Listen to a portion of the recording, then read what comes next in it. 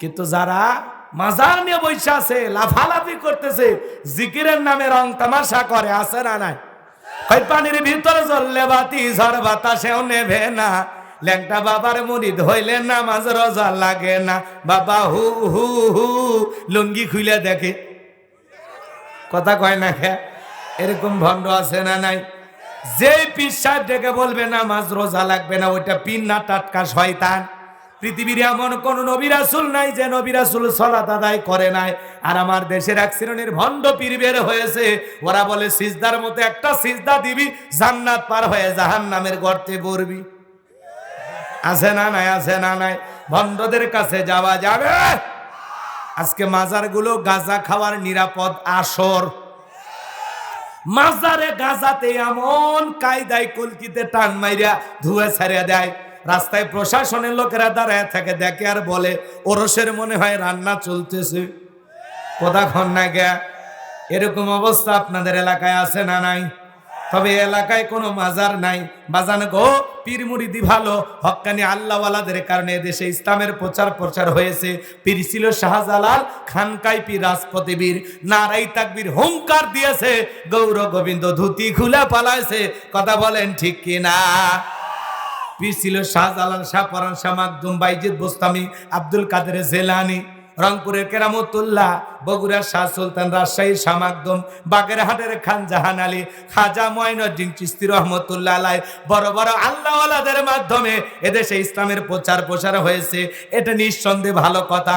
কিন্তু এখন আল্লাহওয়ালার লেভেলে কিছু ভণ্ড বের হয়েছে। কথা বলেন ঠিক কিনা? এত ভণ্ড পীর, দাড়ি পেকে গেছে, মুরব্বী হয়ে গেছে। এরপরে মহিলা মুরিদ দেখলে কয় মা আয়, মা আয়। মহিলা চিন্তা করেছে এত বড় আল্লাহর ওলি ডাকে, যদি কাছে না যায় জাহান্নামে জায়গা হবে না। এইবার পীর সাহেবকে বুকের ভিতরে জড়ায় ধরছে, আর পীর সাহেবের বুকের ভিতরে যায় এত মজা, এত শান্তি পাইছে, আনন্দের ঠেলায় গান গায়, বাবা আমি তোমায় ভালোবাসি, তোমার শরণ সুমিতে বাবা, তোমার কাছে আসি গো বাবা, আমি তোমায় ভালোবাসি।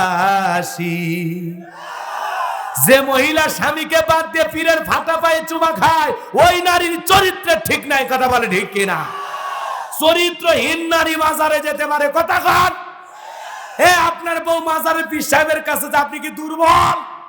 আপনার বউ বলবেন আমি তোর বড় পীর, পছন্দ হয় না, আমি তোর পীর, বলতে পারবেন না?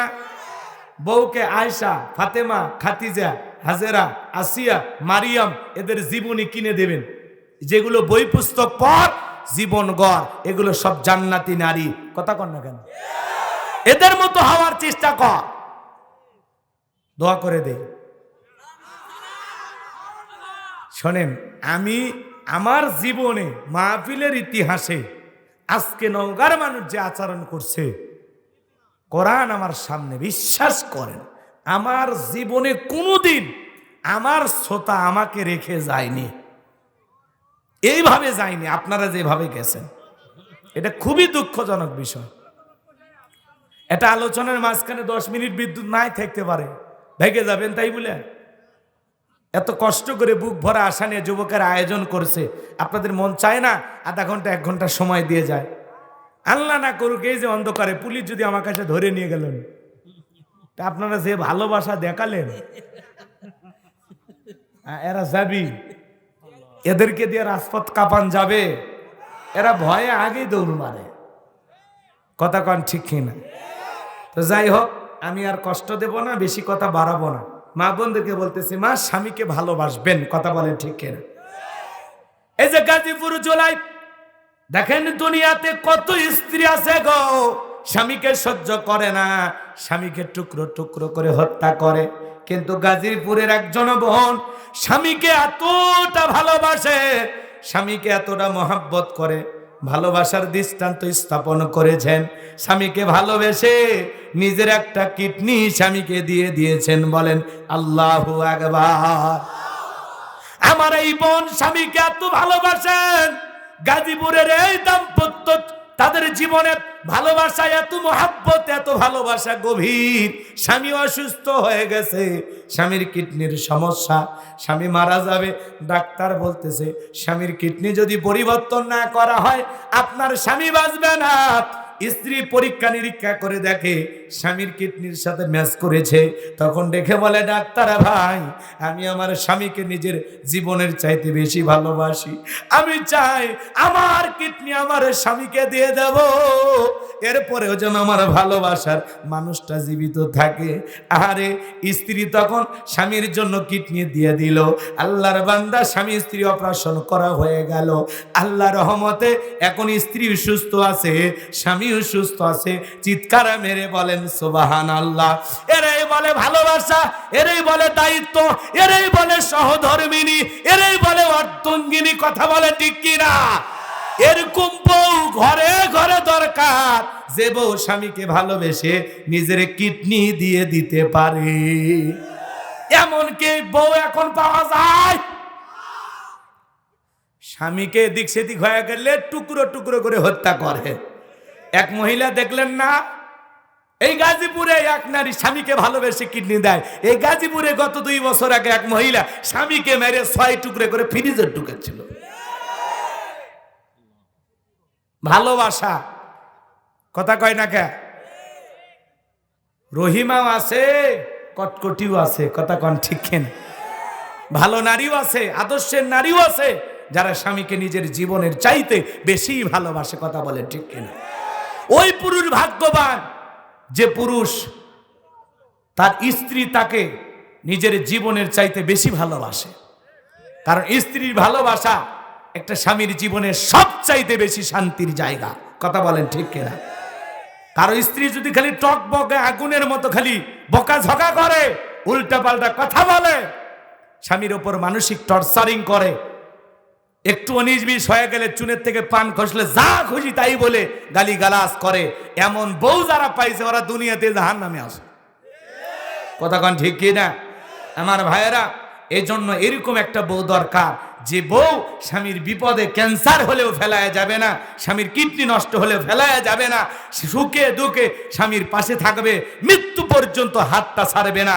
এরকম ভালোবাসার মতো স্ত্রী দরকার আছে না নাই? কিন্তু এই জামানায় পাওয়া খুব কঠিন। আমার এই বোন আর আমার এই ভাই বড় ভাগ্যবান। কথা কন ঠিক কিনা? এই স্বামী বড় ভাগ্যবান যে এমন বিবি পাইছে যে বিবি তার নিজের কিডনিটা স্বামীকে দিয়ে দিয়েছে। সুবহানাল্লাহ বলেন। আমরা দোয়া করি তাদের ভালোবাসা আল্লাহ মৃত্যু পর্যন্ত এইভাবে অটুট রাখুন। জোরে কন আমিন। আরো জোরে বলেন আমিন। তাহলে বউকে মাজারে পাঠানো যাবে? বউকে ভালোবাসবেন, সময় দেবেন। মা বোন যারা আছে এরাও মনে ভাগছে না, এরাও অন্ধকারে বেশি ভয় করে। তেলা পোকা থেকে লাভ মেরে ওঠে। কথা কয় না খে? মেয়ে মানুষ আছে না নাই? তেলা পোকা দেখলে লাভ মেরে ওঠে। কথা কয় না? এরকম মহিলা আছে না? মাকড়সা দেখলে লাভ মেরে উঠায়। তো যাই হোক, আমি আর এদিক সেদিক যাব না বাজার। আমি যে আলোচনা ধরেছিলাম পুরো আলোচনাটা করার আমার একটা টার্গেট ছিল যে 12টা 12:30টার মধ্যে মোটামুটি হয়ে যেত।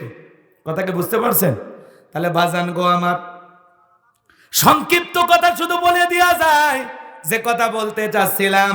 ফেরাউন এইবার হামানকে ডেকে বলে, হামান রে, আগামী 3 মাসের ভিতরে মুসা নামের একটা ছেলে জন্মগ্রহণ করবে, ওর কারণে রাজত্ব পাওয়ার ক্ষমতা থাকবে না, এটা তো মেনে নেওয়া যায় না। হামান ডেকে বল কি করা যায়? হামান ডেকে বলে, নেতা টেনশন নাই, মাইট ইজ রাইট, জোরজার মূল্যক তার পাওয়ার রাজত্ব ক্ষমতা আমাদের হাতে, আমরা যা বলবো মিশরের জমিনে তাই হবে। বলে কি করতে চাস? এইবার হামান ডেকে বলে, নেতা যত ছেলে সন্তান জন্মগ্রহণ করবে সবাইকে জবাই করে করে দুনিয়ার বুক থেকে বিদায় করে দেব, তাহলে আপনার শত্রু মুসার জন্ম হবে না। এই কথা শোনার পর ফেরাউন ডেকে বলে, হামান রে, আসলে তোর মাথায় বুদ্ধি আছে, তবে শোন, ছেলেগুলোকে জবাই করবি, মেয়েগুলোকে জবাই করবি না, কারণ ছেলেদের মধ্যে আমার শত্রু আছে, মেয়েদের মধ্যে কোনো শত্রু নাই। তার মানে চোর হলেও মানুষ ভালো, মোবাইল নিয়ে গেল, সিম কার্ড খুলে দিয়ে গেল, কথা বলেন ঠিক কিনা? এইবার ছেলে সন্তান হইলেই ধরে জবাই করে, ছেলে সন্তান হইলেই ধরলে জবাই করে, ছেলে সন্তান হইছে খবর পাইলে ধরে কি করে? জবাই করে। মুসা মাত্র কয়জন? আরো আসতে কর, এই আরো আসতে ভাই, ভয় করে। কেমনে হয়? মুসা মাত্র একজন। সবাই বলবেন মুসা কয়জন? এই তো একটা আওয়াজ হয়েছে, হয়েছে না? একবার বলবেন, তিনবার কষ্ট করা লাগবে না, বোকা শোকা থাকলে হবে না, একটু চালাক হন, সাজিয়ে বলবেন, সাজিয়ে বলবেন, পারবেন না ইনশাআল্লাহ? তাহলে মুসা মাত্র।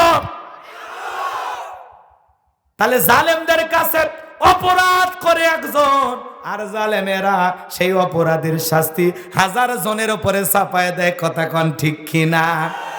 মুসা একজন একজনকে হত্যা করো, কিন্তু মুসা সন্দেহে সবাইকে জবাই করতেছে, কথা কন ঠিক কিনা? আজও সন্দেহ করে অনেক মানুষকে বিপদে ফেলা হয়, পরে খবর নিয়ে দেখা যায় যারে সন্দেহ করে বিনা দোষে দোষী করা হলো, এই মানুষটা আসলেই দোষী না। সন্দেহ রোগ আছে না নাই? সন্দেহকালে স্বামী স্ত্রীর ভিতরে নাই, সব জায়গায় সন্দেহ রোগ ঢুকে গেছে, কথা বলেন ঠিক কিনা? আমার ভাইয়েরা, এইবার ছেলে সন্তান হইলেই জবাই করে, ছেলে সন্তান হইলেই জবাই করে। 3 মাস অতিবাহিত হয়ে গেল। দবিরাকে বলে, দবিরা এইবার গবেষণা করে দেখ। দবিরা এবার ভাগ্য গবেষণা করে বলে, নেতা, যদিও বনি ইসরাইল মায়ের বুক খালি কইরা হাজার হাজার সন্তান জবাই করেছেন, কিন্তু আপনার পথের কাটা মুসা এখনো মরে নাই, মরে নাই, মায়ের কোলে জীবিত আছে, সুস্থ আছে, কিন্তু কোথায় আছে, কোন বাড়িতে আছে, এইটা বলার ক্ষমতা আমাদের নাই। জোরে বলেন আল্লাহু আকবার। ওয়ামাকারু ওয়ামাকারাল্লাহ ওয়াল্লাহু খায়রুল মাকিরিন। খেলা কার? আরো জোরে। আল্লাহ জানে, আল্লাহ রাব্বুল আলামিন চান মুসারে বাঁচাইতে, আর ফিরাউন চাই মারতে, আর 14 গোষ্ঠী এক জায়গায় হয়ে মারতে পারবে? পারবে না। এইবার ফিরাউন ডেকে বলে, সেনাবাহিনীর দল, এখন আমার শত্রু মরে নাই, যাও এলাকায় তল্লাশি চালাও, একেবারে চিরুনি অভিযান চালাও, যে জায়গায় মুসারে পাইবা ধরবার, জবাই করবা, আমার মাথার টেনশনটা দূর করো। এইবার একদল সেনাবাহিনী মুসা নবীর বাড়ির দিকে রওনা করেছেন। মুসা নবীর বড় বোন নাম তার মারিয়াম, ডেকে বলে, মা, ওই যে ফিরাউনের সেনাবাহিনী দেখা যায় মা, আর বুঝি ভাইকে বাঁচানো গেল না। এইবার মুসা নবীর মা সন্তানকে কোলের মধ্যে নে এদিক সেদিক দৌড়ায়, কে যেন গাইবি আওয়াজ দেয়, ইলহামের মাধ্যমে ডেকে বলে, মুসার মা, চুলার ভিতরে তোমার ছেলেটাকে ফেলায় দাও, কথা দিলাম গো, আবারও তোমার ছেলেকে তোমার কোলে ফেরায় দেব, বলুন সুবহানাল্লাহ। এইবার ফেরাউনের সেনাবাহিনী পুরো বাড়ি সার্চ করলেন, তল্লাশি চালাইলেন, তন্ন তন্ন করে বাড়ির সব জায়গা খুঁজে যখন চলে গেল, আমার ভাইয়েরা, ফিরাউনের সেনাবাহিনী চলে যাওয়ার পর মুসা নবীর মা চুলার ভিতরে তাকায় দেখে মুসা নবী চুলার ভিতরে পড়ে মুস্কি মুস্কি হাসে, বলুন সুবহানাল্লাহ। সন্তানটাকে কোলের মধ্যে নিলেন, গালে মুখে চুমা খাইলেন, আবারও কে যেন গাইবি আওয়াজ দিয়ে বলে, মুসার মা, কতদিন জালেমদের ভয়ে সন্তানকে লুকিয়ে রাখবা, সিন্ধুক একটা বানায়া দরিয়ার বুকে ভাসায়া দাও, কথা দিলাম গো, তোমার ছেলেকে আবার তোমার কোলে ফেরায় দেব। মুসা নবীর মা টেনশনে পড়ে গেলেন, সিন্ধুক পাবেন কোথায়, অপেক্ষায় বৈশা থাকলেন। সকালবেলা কে যেন ডেকে বলে, মিস্ত্রি লাগবে মা, আমি একজন মিস্ত্রি। মুসা নবীর মা তখন ডেকে বলে, মিস্ত্রি দিকে আসো, তুমি কি বানাইতে পারো?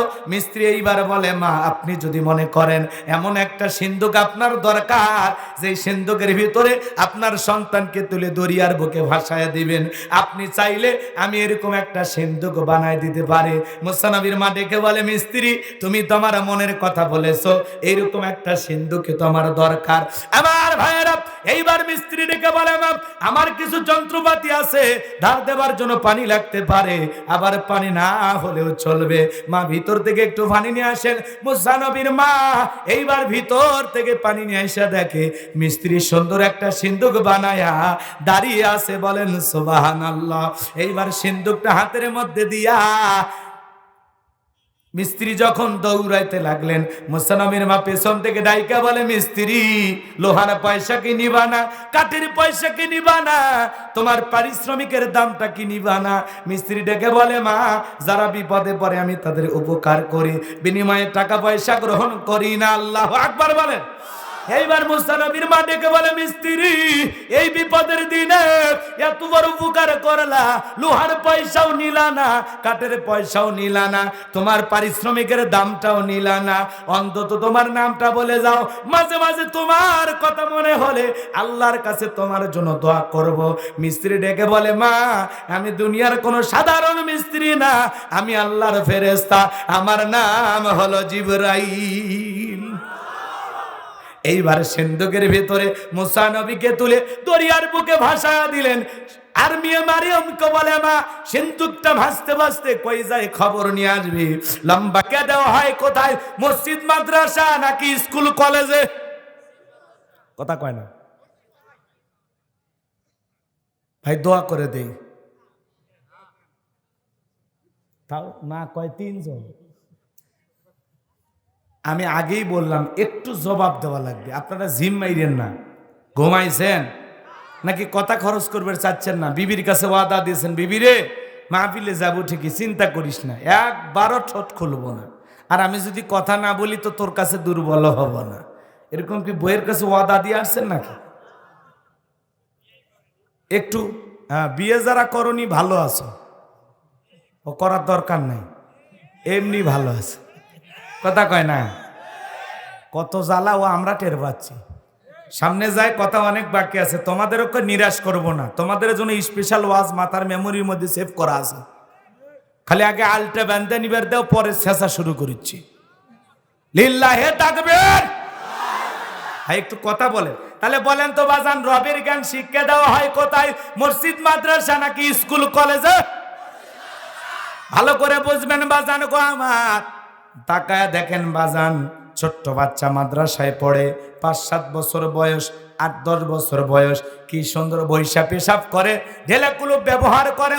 উস্তাদ বলেছে বাবা দাঁড়িয়ে পেশাব করা হারাম, বৈশা পেশাব করবা, পেশাব করে টিস্যু নিবা, পানি নিবা, মাটি ব্যবহার করবা।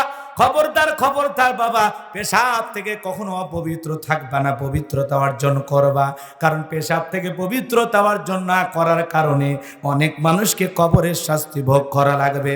ছোট্ট বাচ্চা মাদ্রাসায় পইরা বইসা পেশাব করে, দাঁড়ায় পেশাব করে না, পেশাব করে পানি নাই, টিস্যু নাই।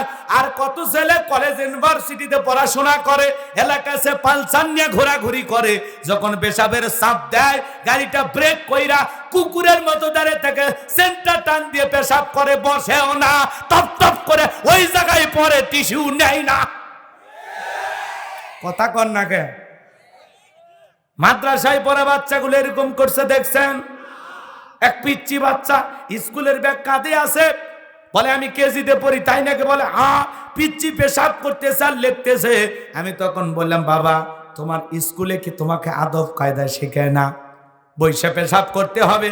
তখন ডেকে বলে, হুজুর আমি আমার স্কুলে যা দেখি পেশাবখানায় আমার সারিতাই দাঁড়িয়ে থেকে পেশাব করে। তার মানে যেমন দেখতেছে যেমন শিখতেছে। কথা বলেন ঠিক কিনা? এজন্য বাজান গো আমার, সন্তানকে যদি মানুষের মতো মানুষ বানাইতে চান, আদবালা আখলাকওয়ালা চরিত্রবান বানাইতে চান, বিনয়ী সন্তানের বাবা হতে চান, তাহলে মাদ্রাসায় পড়ানো ছাড়া বিকল্প কোনো রাস্তা খোলা নাই।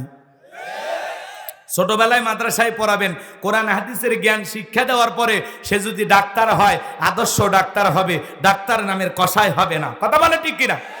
সে যদি ইঞ্জিনিয়ার হয়, আদর্শ ইঞ্জিনিয়ার হবে। সে যদি নেতাও হয়, আদর্শ নেতা হবে। কথা বলে ঠিক কিনা?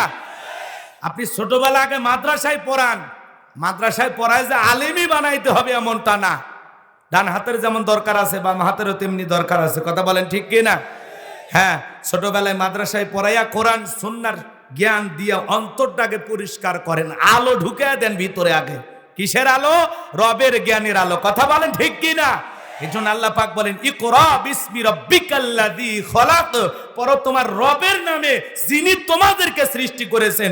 সন্তানকে আগডুম বাগডুম ঘোড়াডুম নয়, আগে শিখাইতে হবে রবের জ্ঞান। কথা বলে ঠিক কি না? আজকে শিক্ষা ব্যবস্থাকে ধ্বংস করা হচ্ছে।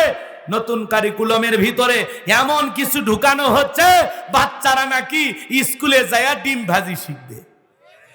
আহারে মুসলমান, ডিম ভাজি আলু ভর্তা শিখান লাগবে। পৃথিবীর অন্যান্য বিভিন্ন রাষ্ট্রে যখন শিক্ষা ব্যবস্থা উন্নতির শিখরে পৌঁছে যাচ্ছে, যেখানে সফটওয়্যার শেখানো হচ্ছে বাচ্চাদেরকে পৃথিবীর অন্যান্য দেশের স্কুলগুলোতে, আর আমাদের দেশে স্মার্ট বাংলাদেশ ঘোষণা করতেছি, সেই সময় আমরা বাচ্চাদেরকে স্কুলে শিখাইতেছি কেমনে ঘুমান লাগে।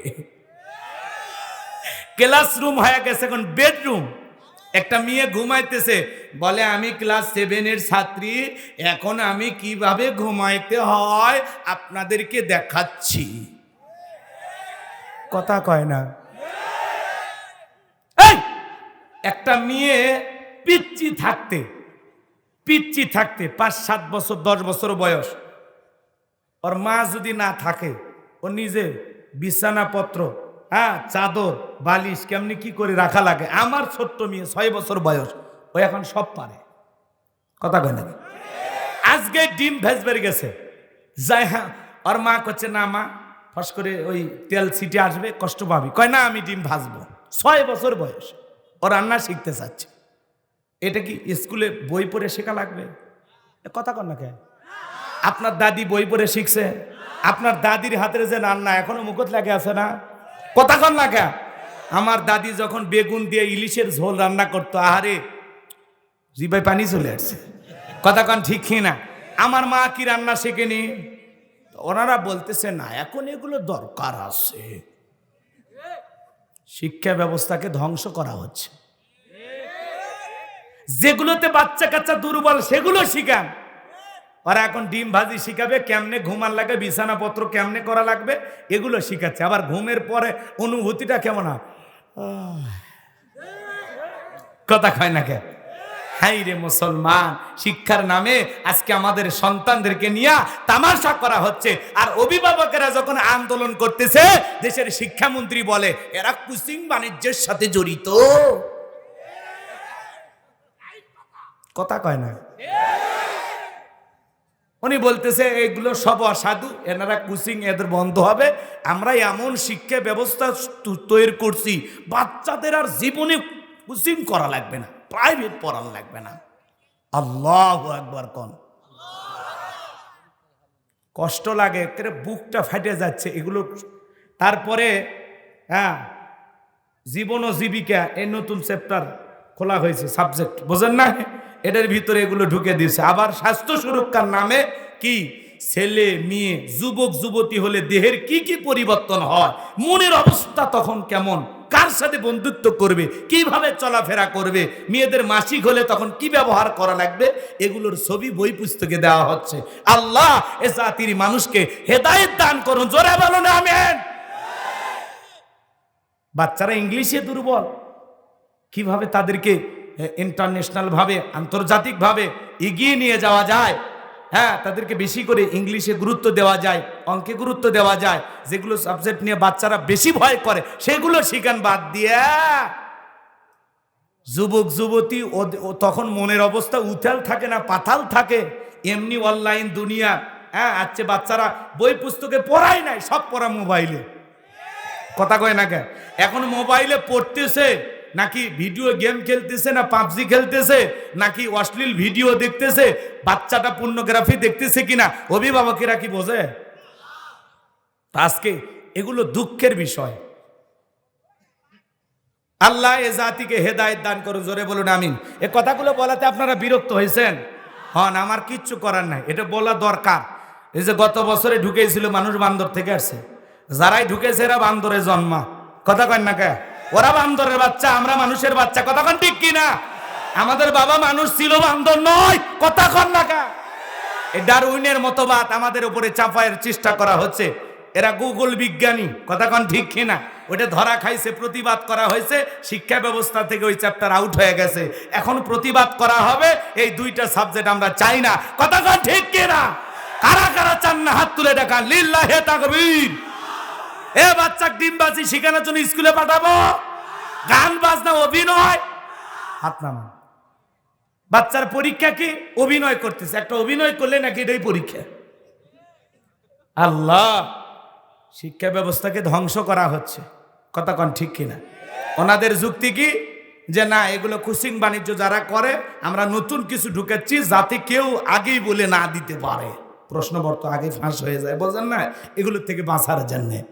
যাই হোক বাজান গো আমার, তাহলে সন্তানকে মানুষের মতো মানুষ বানাতে চাইলে মাদ্রাসায় পড়ানো দরকার আছে না নাই?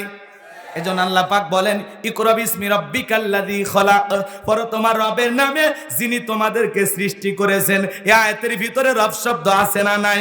এরপরে পবিত্র কোরআনুল কারীমের 1 নাম্বার সূরা সূরাতুল ফাতিহার 1 নাম্বার আয়াত, জবান ছেড়ে সবাই পড়ুন, আলহামদুলিল্লাহি রাব্বিল আলামিন। সমস্ত প্রশংসা, যাবতীয় প্রশংসার একমাত্র মালিক তিনি, সৃষ্টিকুলের রব, আমাদের প্রতিপালক, আমাদের আল্লাহ যিনি। এই আয়াতের ভিতরে রব শব্দ আছে না নাই? এরপরে আপনি আমি যখন রুকুতে চলে যাই, কি তাসবিহ পাঠ করি? সুবহান রাব্বিয়াল আযীম, সুবহান রাব্বিয়াল আযীম। রব শব্দ আছে না নাই? রুকু হতে দাঁড়ানোর সময় কি বলি? সামিআল্লাহু লিমান হামিদা, রব্বানা লাকাল হামদ। রব শব্দ আছে না নাই?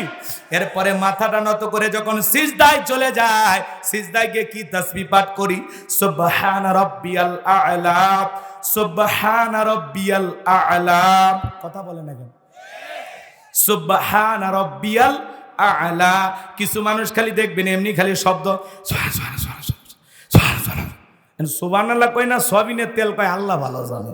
ক্লিয়ার বলতে হবে, সুবহান রাব্বিয়াল আ'লা, সুবহান রাব্বিয়াল আ'লা, সুবহান রাব্বিয়াল আ'লা। কথা কোন ঠিক কি না? স্পষ্ট করে বলতে হবে, সুবহান রাব্বিয়াল আ'লা। রব শব্দ আছে না নাই?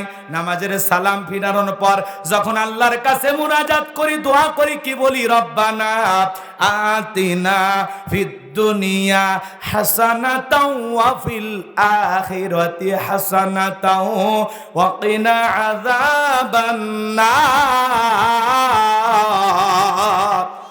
সূরা বাকারা 201 নাম্বার আয়াত। আল্লাহর কাছে ডেকে বললাম, হে আমাদের রব, আমাদেরকে দুনিয়ার কল্যাণ দান করো, আখিরাতের কল্যাণ দান করো, ওই কঠিন জাহান্নামের আগুন থেকে আমাদের মুক্তি দাও। তাহলে ইহকাল পরকালের কল্যাণ দেওয়ার মালিক কে? জাহান্নামের আগুন থেকে বাঁচানোর মালিক কে? পবিত্র কুরআনুল কারীমের সর্বশেষ যে সূরা, সূরাটির নাম হলো নাস, তার 1 নাম্বার আয়াত, কুল আউযু বিরাব্বিন নাস। এই আয়াতের ভিতরে রব শব্দ আছে না নাই? বাজানে গো, জীবনের পরতে পরতে সব জায়গায় রব। আপনি আমি যেদিন মারা যাব, ওই মসজিদের মাইকে যেদিন এলান জারি হবে, এই গ্রামের অমুক ব্যক্তি বেঁচে নাই, ইন্না লিল্লাহি ওয়া ইন্না ইলাইহি রাজিউন। আপনার আমার মৃত্যুর সংবাদ শোনার পর ছেলেটা কেঁদে বলবে বাবা নাই, মেয়েটা কেঁদে বলবে বাবা নাই, প্রিয়তমা স্ত্রী কেঁদে বলবে আমার স্বামী নাই, মা বাবা বেঁচে থাকলে বলবে কলিজার ধনটা হারাইলাম। আপনাকে আমাকে ওই 2 তলা 7 তলা 5 তলা বিল্ডিং থেকে নামাইয়া চকির উপর শোয়া দেবে বাজান, মশারিটা টাঙাইয়া, দেখে রঙিন পোশাক খুইলা বড়ই পাতার গরম পানি দেব, আপনাকে আমাকে উলঙ্গ করে গোসল করায়া দেবে। ছোট্ট সন্তানটা কেঁদে বলে, মা বাবা একা একা গোসল করে, আজকে কেন বাবাকে অন্য মানুষ গোসল করায়া দেয়? আমার বাবা কেন আমারে কোলে নেয় না? আব্বু বলে কোলে নেয় না, আম্মু বলে কোলে নেয় না।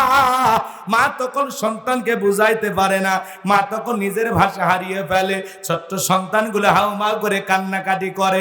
বাজান গো আমার, আপনাকে আমাকে গোসল করাইয়া দিয়া সাদা কাপড়ের মধ্যে চকলেটের মতো মোড়াইয়া ওই মসজিদে রাখা খাটিয়াটা আপনার আমার শেষ যানবাহন 4 জন বরযাত্রী ধইরা ওই খাটিয়াতে তুইলা 1 পা 2 পা করে কবরস্থান পর্যন্ত নিয়ে যাবে।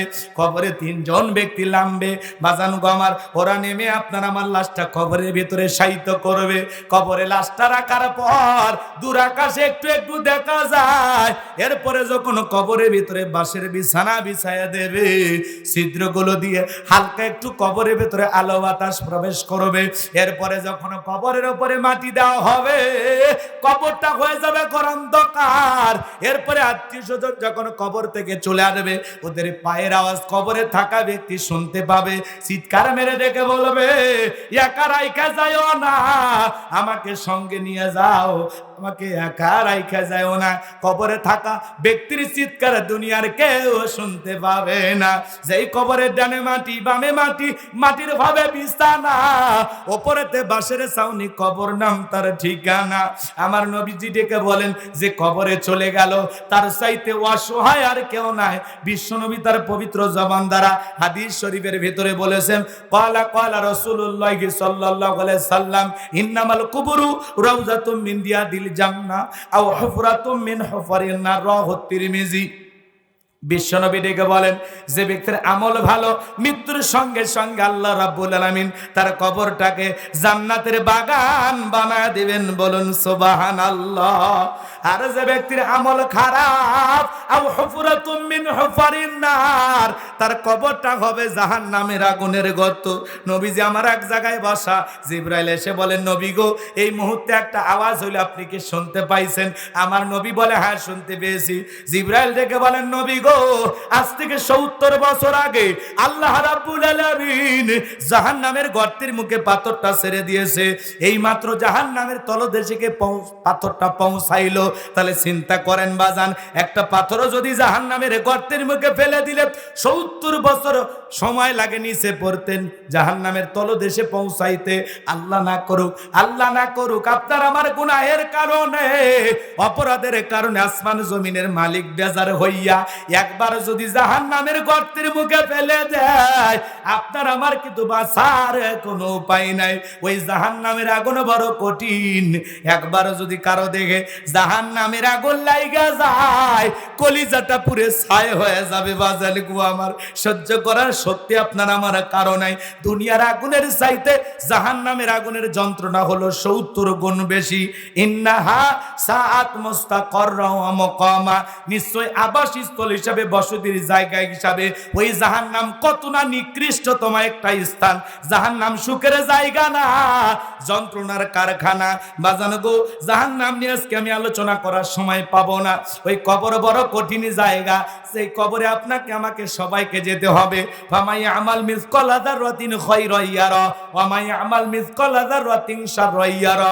বান্দারে, অনুপরিমাণ জাররা পরিমাণে যদি নেক আমল করো, ওইটাও তোমার আমলনামা লিপিবদ্ধ করা হবে। জাররা পরিমাণ অনুপরিমাণে যদি বদ আমল করো, ওইটাও তোমার আমলনামায় লিপিবদ্ধ করা হবে। আর যারা গুনাহ নিয়ে অন্ধকার কবরে যাবে, ওই কবরের ডানের মাটি বামে চলে যাবে, বামের মাটি ডানে চলে যাবে। এমন জোরে চাপ দেবে বাজান, এক পাজরের হাড় অন্য পাজরে ঢুকে যাবে। কবরে থাকা বিষাক্ত সাপ যদি সবল মারে, পা থেকে মাথা পর্যন্ত বিষের যন্ত্রণায় দেহটা জ্বলে যাবে। কবরে থাকা অন্ধ ফেরেশতা চোখে দেখে না, কানে শোনে না, হাতুড়ি দিয়ে দেহে বাড়ি মারলে দেহটা চূর্ণ বিচূর্ণ হয়ে যাবে। এই যদি হয় কবরের আযাব আর শাস্তি, সেই কবরে যাওয়ার আগে নেক আমল করে যাওয়ার দরকার আছে না নাই? নবীর প্রিয় সাহাবী হযরত ওসমান রাদিয়াল্লাহু তাআলা আনহু, জান্নাতের সার্টিফিকেট প্রাপ্ত সাহাবী। এরপরে কবর থেকে হযরে চোখের পানি ছেড়ে দিয়া কান্না করতেন। সাহাবা ইকরাম জিজ্ঞাসা করে, ভাই ওসমান, আপনি কবর দেখে কেন কান্নাকাটি করেন? হযরত ওসমান ডেকে বলেন, কবর হলো প্রত্যেকটা মানুষের প্রথম মঞ্জিল, প্রথম ঘাঁটি, প্রথম স্টেশন। এই কবরে 3টা প্রশ্ন করা হবে।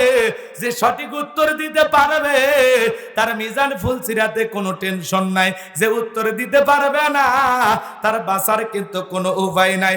যুবক রে, 35 নাইটে তুমি ব্যস্ত থাকো, 14 ফেব্রুয়ারি নিয়ে ব্যস্ত থাকো। হ্যাপি নিউ ইয়ার নিয়ে তুমি ব্যস্ত থাকো যুবকরে। কবরের ফার্স্ট নাইটটা কেমনে কাটবে, কবরের পহেলা রাত্রি কিভাবে কাটবে, একা একা কবরে কি জবাব দেব? ওই কবরের ভিতরে তোমাকে আমাকে প্রশ্ন করা হবে তিনটি। তার এক নাম্বার প্রশ্ন, মার রব্বুকা, তোমার রবকে। যারা দুনিয়াতে রবের গোলামি করেছে, এক আল্লাহর ইবাদত করেছে, কোরআন সুন্নাহ মোতাবেক জীবনটাকে পরিচালনা করেছে, ওদেরকে যখন প্রশ্ন করা হবে, নেককার মুমিন বান্দা যারা নেক আমল করে কবরে যাবে, যারা সঠিক উত্তর দিতে পারবে তারা, তাদেরকে যখন প্রশ্ন করা হবে মার রব্বুকা, নেককার খাঁটি মুত্তাকি আল্লাহর প্রিয় মাহবুব বান্দা যারা, আল্লাহর প্রিয় গোলাম হয়ে কবরে যাবে যারা, নেক আমল করে কবরের মাটিতে ঘুমাইতে যাবে যারা, তাদেরকে যখন মুনকার নাকির প্রশ্ন করবে মার রব্বুকা, তোমার রবকে, ইমানদার নেককার মুমিন বান্দাটা জবাব দিয়ে বলবে রব্বি আল্লাহ, রব্বি আল্লাহ, আমার রব আমার আল্লাহ। কিন্তু যারা গুনাহগার, নাফরমান, বেঈমান, আল্লাহর অবাধ্য গোলাম যারা, চাচা বসো, কিছু চেংরা বেড়া তিরিং বিরিং করে, বুঝছেন, এর কি একটা সমস্যা আছে। হ্যাঁ, এর কি মা হচ্ছে কেমন আল্লাহ জানে।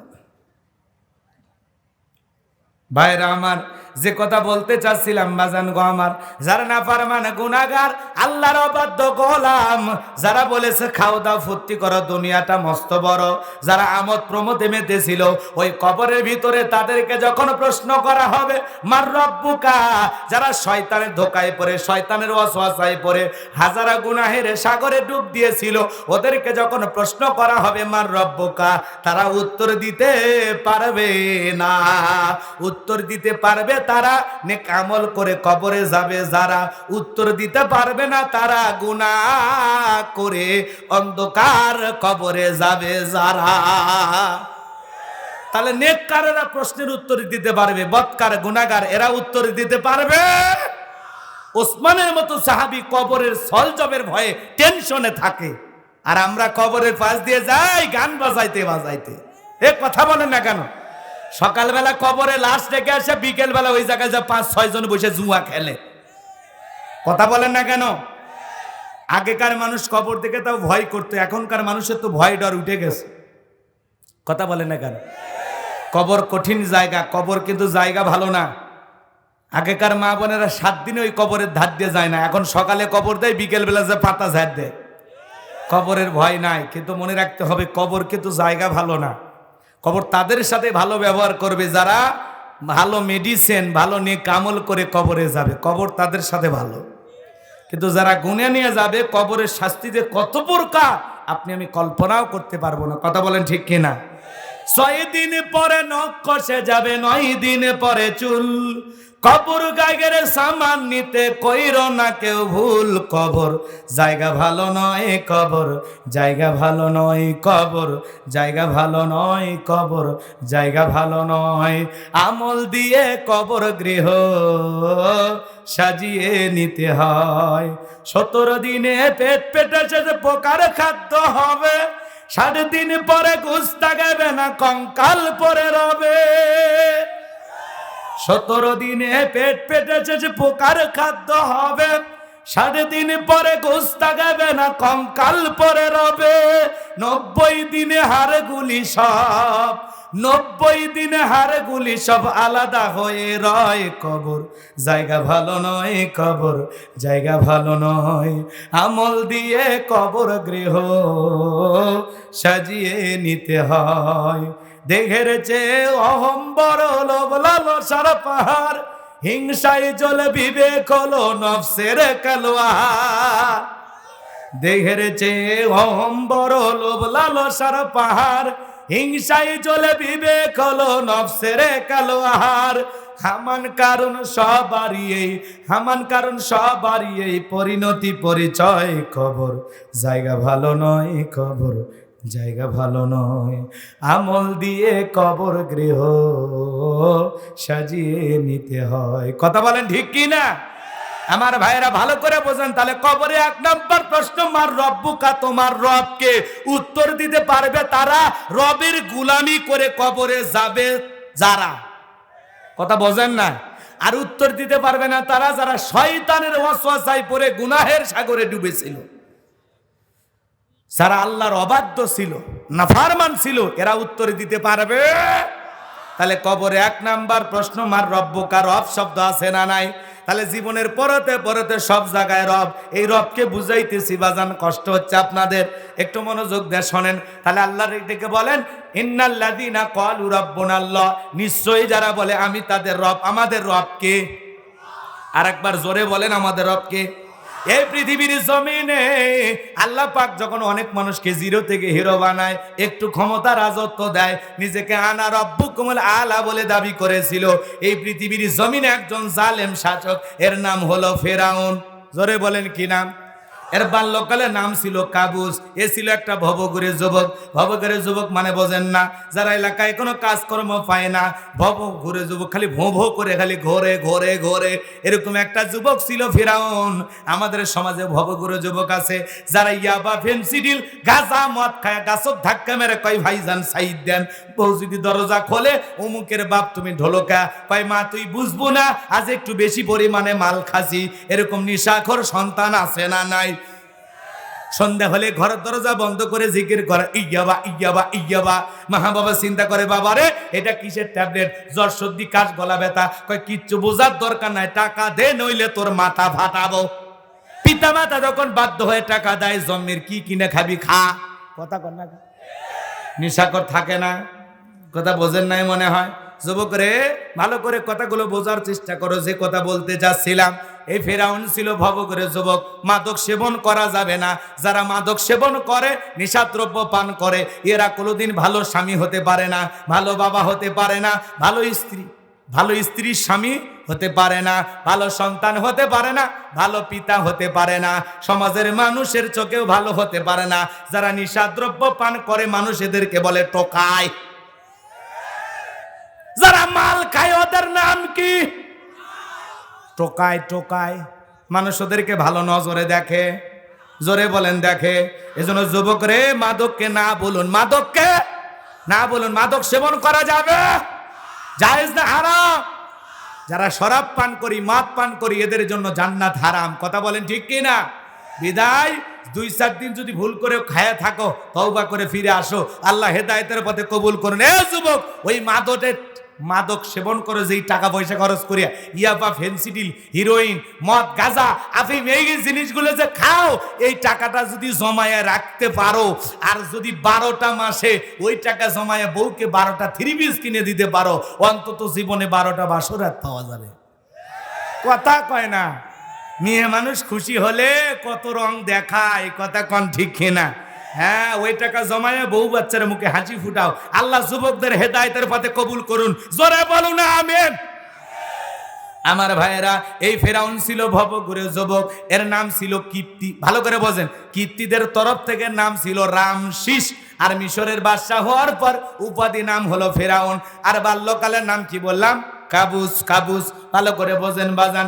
এইবার কাজের সন্ধানে মিশরে চলে গেল। মিশরে যাওয়ার পর সর্বপ্রথম হলো তরমুজের ক্ষেতের লেবার। কিছুদিন এই চাকরি করার পর ভালো লাগে না, মিশরের সরকারি গোরস্থানে দারোয়ান লাগবে। বাজান গো আমার, এই কথা শোনার পর হাজার হাজার মানুষ ইন্টারভিউ দেওয়ার জন্য লাইনের মধ্যে দাঁড়ায় গেছে। ওই কাবুস নামের ফেরাউনও দাঁড়ায় গেছে। একে একে ইন্টারভিউ হইতে হইতে এইবার যখন ফেরাউনের পালা, ডেকে বলে, বাদশাহ, বুক পরে আসেন, আপনার দেশে আসছি, দয়া করে যদি চাকরিটা দেন, সারা জীবন আপনার প্রতি কৃতজ্ঞ থাকবো। আপনার অনেক প্রশংসা শুনেছি, আপনার চাইতে ভালো মানুষ আর এই জমিনে নাই। কথাগুলি এমন ভাবে উপস্থাপন করলেন, বাদশার মায়া লাগে গেল। কথা আসে দুষ্ট লোকের মিষ্টি কথা, কথা বলেন ঠিক কিনা? এইবার বাজান গো আমার, গোরস্থানের দারোয়ানের চাকরিটা বাদশা ডেকে বলে, এই ছেলেটাকে আমি দিলাম। এই কাবুস নামের ছেলেটা আজ থেকে মিশরের গোরস্থানের দারোয়ান। আমার ভাইয়েরা, বাদশার অনুরোধে, বাদশার দয়া মায়া যখন চাকরিটা পাইছে, এইবার ফেরাউন চিন্তা করে, বাদশা প্রতি মাসে আমার টাকা দেবে, ঠিক আছে, কিন্তু এই টাকা দিয়ে চলবে না, আমার সাইড ইনকাম করা দরকার।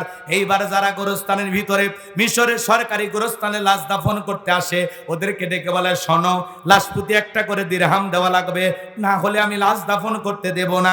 জনগণ চিন্তা করে, একটা দিরহামের জন্য বাদশার দরবারে বিচার নিয়ে যাব, লাশ পয়সা করলে শেষ হয়ে যাবে, অতএব একটা টাকা যদি পাই, এই ছেলেটাই পাক। এই কথা ভেবে জনগণ একটা করে দিরহাম ঘুষ দেওয়া শুরু করলো। অবশ্য ঘুষ কিন্তু বাংলাদেশে নাই। কথা কয় না? আছে আছে। শোনো এই দেশটার গল্প করি, দেশটা মনে হয় স্বপ্নপুরী, সুদখোর ঘুষখোর মদখোর জুয়াখোর হে তাই আছে ভুরি ভুরি, হে তাই আছে ভুরি ভুরি। এ দেশে অসৎ কামাই কেউ করে না, তবে ঘুষের টাকা পেলে কেউ তো ছাড়ে না। টেবিলের নিচে দিয়ে হাত বাড়িয়ে কালো টাকাটা নেই সারিয়ে, টেবিলের নিচে দিয়ে হাত বাড়িয়ে কালো টাকাটা নেই সারিয়ে। করেছে ওরা বড় দেশের চুরি, করেছে ওরা বড় দেশের চুরি। শোনো এ দেশটার গল্প করি, কথা ঠিক আছে না নাই? একটা ছেলের চাকরির জন্য 10 লাখ 15 লাখ টাকা ঘুষ ওপরওয়ালাকে দেওয়া লাগে। ওপরওয়ালা বলতে গিয়ে সে ফেরেশতা নিয়ে যায়। এদেশের চেয়ার টেবিল পর্যন্ত ঘুষ খায়, কথা বলে ঠিক কি না? আমার ভাইয়েরা, এইবার ফেরাউনের পকেটে একটা করে ঘুষের টাকা জমা শুরু হলো। বাজান গো, আমার একটু কথাগুলো মনোযোগ দিয়ে শুনবেন। আল্লাহ তখন ওই জামানা একটা মহামারী দিল, নাম হলো ডায়রিয়া কলেরা। মহামারীর নাম কি? Diarrhoea cholera. হাজার হাজার মানুষ ডায়রিয়া কলেরায় মারা যায়। আল্লাহ যেমন 20 সালে আমাদেরকে একটা মহামারী দিলেন, নাম হলো করোনা। ধরো না শুইও না, নাম হলো করোনা। বাবা করোনা রোগে আক্রান্ত হয়ে মারা গেছে। ছেলে বাবার লাশটাও দেখতে যায় নাই, বাবার কবরে মাটিও দেয় নাই। বাবার সম্পত্তি ভালো লাগে, বাবার লাশ ভালো লাগে না। এ কথা কন না কে? মাঝে মাঝে দেখেন না যে বাবার যত সম্পদ রেখে যায়, লাশ দুনিয়াতে রেখে ছেলে মেয়ে আগে সম্পত্তি ভাগ বন্টন করে, তারপরে লাশ কবরে নামায়। চেয়ারম্যান সাহেব যা বলে, বাবা মানবতা দেখাও, আগে লাশটা দাফন হোক। ও না, চেয়ারম্যান সাহেব আগে আপনি সম্পত্তি ভাগ করে দেন, না হলে বড় ভাই বেশি নিবি, ছোট ভাই বেশি নিবি।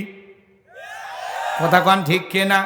আরে সম্পত্তির জ্বালা জ্বালা জ্বালা, কথা কোন ঠিক কিনা? বাজানো গো, যে কথা বলতে চাচ্ছিলাম, এই করোনা মহামারী বুঝা দিয়েছে দুনিয়াতে কেউ কারো আপন না। মায়ের করোনা হয়েছে, ছেলে বস্তা বন্দি করে মাকে জঙ্গলে ফেলে আসছে। ভাইয়ের করোনা হয়েছে, ভাই দেখতে যায় নাই। বন্ধুর করোনা হয়েছে, বন্ধু দেখতে যায় নাই। কথা বলেন ঠিক কিনা? এই করোনা মহামারী বুঝা দিয়েছে কেউ কারো আপন না। স্বামীর করোনা হয়েছে, স্ত্রীর কাছে যায় নাই। স্ত্রী আলাদা রুমে থাকে, স্বামী আলাদা আর একটা রুমে থাকে। কথা কন না কে আপনারা? এবার স্বামীর খাবারের প্লেটটা সাজাইয়া লম্বা একটা বাঁশ দিয়া আস্তে করে খাবারের প্লেটের মাথার মধ্যে লাগাইয়া এরকম বাঁশ দিয়ে ঠেলা দিয়া স্বামীর ঘরের ভিতরে খাবারের প্লেট ঢোকায়া দিয়েছে। কথা বলেন ঠিক না? এরপরে স্বামী যখন সুস্থ হয়েছে দেখে বলে, জ্যোৎস্নার বাপ, ও শেফালির বাপ, আমি তোমারে কত ভালোবাসি তুমি জানো না? যখন তুমি অসুস্থ ছিলে, করোনা রোগে আক্রান্ত ছিলে, নামাজ পড়ে পড়ে বলেছিলাম, আল্লাহ গো, ও আল্লাহ গো, আমার হায়াত নিয়া হলেও তুমি জ্যোৎস্নার বাপকে ভালো রাখো। আল্লাহর কাছে কত দোয়া করেছি, কত মুনাজাতে চোখের পানি ছেড়ে দিয়ে কান্দেছি। তখন স্বামী বলে, কত যে দোয়া করছিস, কত যে ভালোবাসিস আমার জানা আছে। আমি যখন অসুস্থ ছিলাম আমারে তুই বাঁশ দিয়া খাওয়াইছিস। কথা কন ঠিক কিনা? এই করোনা মহামারী বুঝে দিয়েছে দুনিয়াতে কেউ কারো আপন না। স্বামীর করোনা হয়েছে, স্ত্রী কাছে যায় নাই। স্ত্রীর করোনা হয়েছে, স্বামী কাছে যায় না। কথা বলেন ঠিক কিনা? চলেন চলেন সামনের দিকে যায়। আল্লাহ একটা মহামারী দিয়েছে, নাম হলো ডায়রিয়া কলেরা। হাজার হাজার মানুষ মারা যায়। তখন তো এত ডাক্তার ছিল না, হাসপাতাল ছিল না। মানুষ মারা যায়, গোরস্থানে লাশ দাফন করে, আর ফিরাউনের পকেটে টাকা ওঠে। টাকা উঠতে উঠতে অল্প সময়ের ব্যবধানে এত টাকার মালিক হয়ে গেল, টাকা রাখার কোনো জায়গা নাই। বাদশার দরবারে হাজির হয়ে গেল, বাদশা, আমি গোরস্থানের দারোয়ান, আমার কাছে কিছু টাকা পয়সা জমে গেছে। এলাকায় যারা গরিব দুঃখী মানুষ আছে, খাজনা দিতে পারে না, দুঃখী মানুষ খাইতে পারে না, আমি একটু তাদের জনসেবামূলক কাজ করতে চাই। তাদের এই খাজনার টাকাগুলো একটু পরিশোধ করে তাদের একটু উপকার করতে চাই। বাদশা ডেকে বলে, বাবা এ তো ভালো উদ্যোগ, তোমার মতো ছেলে ঘরে ঘরে জন্ম নেওয়া দরকার। এইবার গোরস্থানে দারোয়ান টাকা নিয়ে হাজির হয়ে গেল, আর বাদশা ঢোল পিটে খবর পৌঁছায় দিল। হাজার হাজার মানুষ গরিব দুঃখী লাইন দিয়েছে। এইবার গোরস্থানে দারোয়ান সেই টাকাগুলো দিয়ে খাজনা পরিশোধ করলো। টাকা কিনে তার বাপের না জনগণের। আমার গাইবান্ধা একটা কথা আছে, মাছের তেল দিয়ে মাছ ভাজে। টাকা কিন্তু জনগণের খালি সিস্টেমই দিতেছে, আর ফাও ফাও বাহা বা পাইতেছে। এইবার টাকা দেওয়া শুরু হয়ে গেল, খাজনা পরিশোধ করা হয়ে গেল। বাজান গো আমার, ভালো করে বোঝার চেষ্টা করবেন। এইবার খাজনা পরিশোধ করা হলো, গরিব দুঃখী মানুষের মধ্যে টাকাগুলো বন্টন করা হলো। সমস্ত মানুষ ডেকে বলে, আহারে রাজ্যের বাদশা যদি এই ব্যক্তি না হইয়া গোরস্থানের ছেলেটা হইতো, না জানি আমাদের কপাল খুলে যেত। নির্বাচনের আগে একটু জনসেবামূলক কাজ করার দরকার আছে না নাই? কথা কন না কে? আমার এলাকায় এক নেতা এসে রাস্তার মধ্যে ইট পাড়তেছে। মানুষজন বলে, বাবা তুমি তো এখনো নেতা হও নাই, ইট পাড়তেছো, ব্যাপারটা কি? আপাতত কাঁচা রাস্তায় ইট পেরে দিচ্ছি, আর বৃষ্টি হলে আপনাদের ছেলে মেয়ে স্কুলে যেতে পারে না, আপনারা হাটে বাজারে যাইতে পারেন না, আপনাদের দুঃখের কথা মনে হলে রাতে আমার ঘুম আসে না।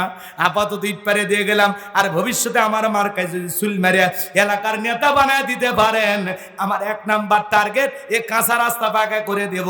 এই কথা বলে জনগণ বিশ্বাস ভরসা ভালোবাসার জায়গা থেকে যখন নেতার মার্কায় সিল মেরে নেতা বানায় দেয়, নেতার এলাকায় থাকে না, নেতা নির্বাচনে পাশ করে ঢাকা শহরে বান্ধবী নিয়ে ঘুমায়। আপনাদের এলাকার নেতা ভালো, ওনারা ঢাকায় যায় না, কাছেই থাকে। কথা কোন ঠিক কিনা? সমাজে এরকম আছে না নাই? এজন্য বাজান মার্কা থাকে যে কয়দিন নেতার আনা গোনা, সে কয়দিন ভোট নেওয়া শেষ, নেতার সোনার বাংলাদেশ। খালি মুখে মুখে বলে আমার সোনার বাংলা, আমি তোমায় ভালোবাসি। নেতার বাড়ি যা দেখেন, নেতার ফার্নিচার সব বিদেশি, জানালার পর্দা বিদেশি, বিছানার চাদর বিদেশি, এমনকি খেতা সেলাই করা সুইটাও বিদেশি। কথা কন না কে? এরকম নেতা আছে না নাই? বাজান গো, এখন উচিত কথা যদি কই পিঠের ওপর দিয়া যাবে মই। যে ছিল খেলোয়াড় সাকিব আল হাসান, অলরাউন্ডার খেলোয়াড়, সে এখন হতে যাচ্ছে এমপি। আজকে যখন এলাকায় গেছে বিশাল গাড়ির বহর, হাজার হাজার মানুষ সংবর্ধনা দিতেছে, বলে 17 বছরে যা পাই নাই, আজকে একদিনে মাগুরার মানুষের ভালোবাসায় আমি হ্যাপি। আমি বক্তৃতা দিতে জানি না, ভুল ত্রুটি হয়ে গেলে মাফ করে দেবেন। আমি এখন রাজনীতির ক্লাস 1 ছাত্র, আপনাদের কাছ থেকে রাজনীতি শিখতে চাই। ভাইজান আমার, একদিন রাজনীতির শোডাউন দিতে গিয়া সাকিব আল হাসান নাকি অসুস্থ। কথা কয় না, কথা কয়। কি হয়েছে? সাকিব আল হাসান চেনেন না? এইবার এমপি হয়ে যাবে। কথা কন ঠিক কিনা? সাকিব আল হাসান এখন নৌকার মাঝি, উনি আর মাঠে নাই, এখন চলে গেছে নদীতে। কথা কয় না, এখন উনি নৌকার মাঝি। কথা কন ঠিক কিনা? উনি বলতেছে আমি আগে ছিলাম পৃথিবীর 1 নাম্বার খেলোয়াড়, এখন আমি রাজনীতি করে মাগুরাকে 1 নাম্বার বানাইতে চাই। আপনারা খালি পাশে থাকবেন, দোয়া করবেন। কথা কন ঠিক কিনা? আমার ভাইয়েরা, মাশরাফি ভাই এমপি হয়ে গেছে, সাকিব আল হাসানও এমপি হবে। কথা কয় না? কষ্ট হচ্ছে আপনাদের? সাকিব আল হাসান দেখলাম ফুলের মালা দিতেছে, মানুষ খালি ফুল ছিটাই দিতেছে। আহা, কথা কন ঠিক কিনা? আহারে, বিশ্বকাপে তো পারলো না, বাংলাদেশের যুবকেরা ওইরকম ফুল ছিটাইতো যদি বিশ্বকাপটা মেরে বাংলাদেশে নিয়ে আসতো। কথা কন। তামিমের চোখের পানি ফেলায় বিশ্বকাপ খেলতে গেছে, পারে নাই, পারে নাই, পারে নাই, পারছে? পারে নাই, চলে আসছে। কথা কন ঠিক কিনা? বাজান গো, লম্বা হবে, লম্বা করব না, সংক্ষিপ্ত কথা বলে দিয়ে যায়। বাজান গো, সাকিব আল হাসান যদি এমপি হয়, আপনার আমার কোনো সমস্যা আছে? সমস্যা নাই। আল্লাহ তার এমপি বানায় দেখ, দোয়া করি। কথা কন ঠিক কিনা? যুবকেরা রাজনীতি করা লাগবে, এখন যুবকদের দরকার। রাগ করতেছেন নাকি আপনারা? কিন্তু খেলার মাঠের খেলা এখন 4-6 ফিটাই তো মাঠে, এখন সেই 4-6 ফিট হবে সংসদ ভবনে। কথা কন ঠিক কিনা? এবার ছক্কা মারতে গেছে। কি হয়েছে?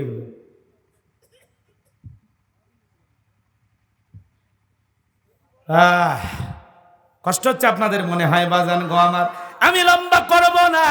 সাকিব আল হাসান যদি এমপি হয়, আপনার আমার কোনো আপত্তি নাই। সেইবার নৌকার মাঝি হতে চায়। বাজান গো, খেলার মাঠ ছেড়ে এইবার রাজনীতির মাঠে। কথা কন ঠিক কিনা?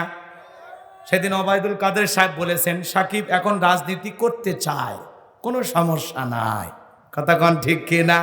আমার ভাইয়েরা, যে কথা বলতে চাচ্ছিলাম, বাজান গো আমার, মার্কা থাকে যে কয়দিন, নেতার আনা গোনা সে কয়দিন, ভোট নেওয়া শেষ, নেতার এলাকায় থাকে না। কথা কন ঠিক কিনা? এজন্য আমরা চাই সুখে দুঃখে, সুখে দুঃখে জনগণের পাশে থাকা লাগবে। কথা কন না? সব সময় জনগণের পাশে থাকা লাগবে। নির্বাচনের আগে দেখবেন রাস্তার একটা ভিক্ষুক মহিলাকে ধরে বলে, আপনার চেহারার মাঝে আমি আমার মাকে খুঁজে পাই। ওই 500 টাকার নোটটা দিয়ে ফেসবুকে একটা ছবি আপলোড কইরা মানুষ তখন বলে, বাপ রে বাপ, মানব দরদি নেতা। আসলে তো নেতা না, পুরোটাই হলো অভিনয়। কথা কন ঠিক কিনা? এরকম করা যাবে না। সত্যি মানব দরদি হওয়া লাগবে। নির্বাচনের আগে ফকির মিসকিন সবাইকে বুকের ভিতরে নেন, আর নির্বাচনে পাস করার পর আপনার গাড়ির চাকার ধার দিয়েও যাওয়া যায় না। নিজের শরীর তো ময়লা দূরের কথা, কেউ যদি একটু গাড়িতে টাচ করে, ছোট লোকের বাচ্চা আমার গাড়িতে টাচ করলে, জানিস তোরে 14 বার বিক্রি করলে ওই গাড়ির দাম হবে না। এরকম অহংকারী নেতা হলে হবে না। মানব দরদি হওয়া লাগবে। দুঃখী মানুষকে ভালোবাসা লাগবে। মানুষের সুখে দুঃখে চোখের পানি ফিরে কাঁদা লাগবে। কথা বলেন ঠিক কিনা? এজন্য আপনাকে আমাকেও ভালো হতে হবে। যাত্রার পিছনে স্লোগান দিয়ে লাফালাফি করে কোনো লাভ নাই। আমরাও কম খারাপ না। 1.5 টাকার বিড়ি আর 3 টাকার চা খায়া নির্বাচনের আগে কি স্লোগান! বল্টু ভাইয়ের চরিত্র ফুলের মতো পবিত্র, নামাজ পড়ে 1 ওয়াক্ত, গাঁজা খায় 5 ওয়াক্ত, ঘুমসুরিতে পাকা ভক্ত, শয়তানের 1 নাম্বার ভক্ত, হুজুরদের জন্য খুবই শক্ত, সুশা খাই গরিবের রক্ত। কথা কন্যা কে মাজান গ, যাত্রার পিছনে স্লোগান দিয়ে লাভ নাই। জনগণ দেশের 1 নাম্বার হওয়া লাগবে, দেশের নেতাও 1 নাম্বার হবে। আমার এলাকায় গেছি, আমার এক নানি কইতেছে, হুজুর দোয়া করো প্রতি বছর যেন একবার করে নির্বাচন হয়। কারণ কই এক রাতেই 4200 টাকা কামায়। কত? আমি বললাম, নানি কেমনি পাইলি এত টাকা? দেখে বলে, ভাই রে ভাই, নির্বাচনের আগের রাত যেটাকে বলা হয় কালো রাত, আমার দরজায় নক করে, নানি বাড়িতে আসো? বলে আসি। কয় আমি উমুক মার্কার লোক, 500 টাকা দিলাম, ভোটটা আমারে দিও। কয় হ্যাঁ বাবা দিব। এইভাবে যত মার্কার লোক বাড়িতে ঢুকেছে, কারো মনে দুঃখ দেই নাই। বয়স হয়ে গেছে ভাই, 2 দিন পর কবরে যাব, কার মনে কষ্ট দেব? কারো মনে দুঃখ দেই নাই। সকালবেলা গইনা দেখি 4200 টাকা। যেই দেশের জনগণ নির্বাচনের আগে রাত্রিতে 500 টাকা 1000 টাকার কাছে বিক্রি হয়ে যায়, এমন জনগণ দিয়া দেশে ইসলাম কায়েম করা যাবে না। এ দেশের জনগণ হাফ কেজি জিলাপির কাছে বিক্রি হয়, 1 প্যাকেট সিগারেটের কাছেও বিক্রি হয়। এরকম আছে না নাই? শোনেন শোনেন, বাস্তব কথা শুনে যান। এক পাগল তেঁতুল গাছের নিচে হাত তুলে দোয়া করে, আল্লাহ রাজশাহীর ফজলি আম দে, রংপুরের হাড়িভাঙ্গা দে, লম্বা লম্বা সাপাহারের আমরুপালি দে। আল্লাহ ডেকে বলে, পাগল রে, চোখ খুলে দেখ কোন গাছের নিচে দোয়া ধরেছিস। তেঁতুল গাছের নিচে আম চাইলে যেমন কিয়ামত পর্যন্ত আম পাওয়া যাবে না, নির্বাচনের আগে নেতার কাছ থেকে 500,000 টাকার বিনিময়ে ভোটটা বিক্রি করে হাত তুলে যদি বলেন, আল্লাহ নেতাকে ওমর ফারুকের মতো আদর্শবান নেতা বানায় দাও, আল্লাহ দেখে বলে, পাগলা জনগণ, ওমরের দেশে থাকার মতো কি জনগণ হতে পেরেছিস? কথা কয় না? এই ওমরের দেশের জনগণ কি ঘুষ খাইতো? তাহলে নেতা যদি 1 নাম্বার বানাইতে চান, আপনাকেও 1 নাম্বার হওয়া লাগবে। তালুকদার বংশের মতো কলিজা যদি বড় থাকে, হাত তুলে ওয়াদা দিতে পারবেন যতদিন বেঁচে থাকবেন নির্বাচনকে কেন্দ্র করে চা বিড়ি পান সিগারেট এমনকি 10টা টাকাও কোন নেতার কাছে হাত পেতে নেবেন না। সাহস থাকলে হাত তুলে দেখান তো দেখি। লিল্লাহে তাকবীর। বেঁচে থাক বলেন, বেঁচে থাকবো যতদিন, ভোট দেব যতদিন, কোন নেতার কাছ থেকে 1 টাকাও খাবো না মৃত্যুর দিন পর্যন্ত। আল্লাহ আমাদের তৌফিক দান করেন, জোরে বলেন আমিন। নির্বাচনের যে চা পাতিলে রান্না করে, বৃষ্টি হওয়ার পরে খেরে পালার নিচ দিয়ে যে পানি যায়, কথা কয় না, ওই পানি আর নির্বাচনের পাতিলের চায়ে রং সমান। কথা কন ঠিক কিনা? যুবক, ইমান বিক্রি করা যাবে না। যাতে সৎ, যাকে সৎ যোগ্য মনে হবে, যার নেতৃত্বে বাংলাদেশ এগিয়ে যাবে, এমন মানুষের পাশে থাকার দরকার আছে না নাই? যারা ইসলামের জন্য, এদেশের জনগণের জন্য, এদেশের মুসলমানের জন্য কাজ করতে চায়, আল্লাহ তাদেরকে আমাদের অভিভাবক হিসেবে কবুল করুন, জোরে বলুন আমিন। আল্লাহ আমাদের ভাগ্যে ওমরের মতো সৎ নেতা জোটায়া দেন, জোরে কর আমিন। আরো জোরে বলেন আমিন। গাছের গোড়া ঠিক মাথা ঠিক, জনগণ 1 নাম্বার, নেতা হবে 1 নাম্বার, জনগণ 2 নাম্বার, নেতা হবে 6 নাম্বার। এই জন্য আপনি আমি পারি সমাজকে পরিবর্তন করতে, দেশকে পাল্টায় দিতে। কথা বলেন ঠিক কি না? ভাইরা আমার, লম্বা হবে, লম্বা করব না, সংক্ষিপ্ত করে বলে দিয়ে যায়। এইবার ওই দেশের মন্ত্রী ছিল, মারা গেল, নির্বাচন শুরু হয়ে গেল। আগে তো জনগণের মন কাইরা নিয়েছে, এইবার সবাই মিলে ফেরাউনকে সমর্থন দিয়ে মিশরের মন্ত্রী বানায়া দিল। বাজান গো, এইবার অল্প সময়ের ব্যবধানে বার্ধক্যজনিত কারণে ওই দেশের বাদশা যিনি ছিল, বাদশা মারা গেল। এইবার ফেরাউন সমস্ত জনগণকে ডেকে বলে, শোনেন, বাদশাহীর সিংহাসনটা খালি, বাদশা ছাড়া তো একটা দেশ চলতে পারে না, আপনারাই বলেন মিশরের বাদশা হবে কে? সমস্ত জনগণ ডেকে বলে, আপনার চরিত্র আগেই জানা হয়ে গেছে, আপনি যদি আমাদের বাদশা হয়ে যান আমাদের কারো কোনো আপত্তি নাই। এইবার জনগণের সমর্থন পাইল যখন, নেতারা ডেকে বলে, জনগণ যেহেতু সমর্থন দিয়েছে, আমরা সকল নেতারা আপনাকে সমর্থন দিলাম, আপনি হয়ে যাবেন মিশরের বাদশা, আমাদের কারো কোনো আপত্তি নাই। এইবার জনগণের সমর্থন পাইয়া, নেতাদের সমর্থন পাইয়া ওই কাবুজ নামের ফেরাউন হয়ে গেল মিশরের বাদশা। সিংহাসনে বসার পর হামানকে ডেকে বলে, হামান, আজ থেকে তুই হবি আমার মন্ত্রী আর আমি হব বাদশা। কথা বোঝেন না? হামানের মাথায় কোনো চুল ছিল না, সাদে মান নাই, বাম্পার লট, পুরো মাথা ছিল ভারতের দমদম এয়ারপোর্ট টাকওয়ালা হামান। কথাকে বুঝতে পারছেন? এইবার ফেরাউন ক্ষমতা পাইছে ঠিকই, রাতের বেলায় ঘুমাইতে গেলে নেতার চোখে ঘুম আসে না, আজে বাজে স্বপ্ন দেখে ঘুম থেকে জাগ্রত হয়। এইভাবে 2-3 রাত চলে যায়, নেতার চোখে ঘুম নাই। কি নাই? ক্ষমতা পাইছে ঠিকই, ঘুম নাই। দেখেন না বাজান, কত বড় লোক ধনী মানুষ 4-5টা করে ট্যাবলেট খাই, চোখে ঘুম আসে না। আর গরিব মানুষ রেল স্টেশনে শুয়ে আছে, মাথার তলে ইট দিয়া ঘুমায়।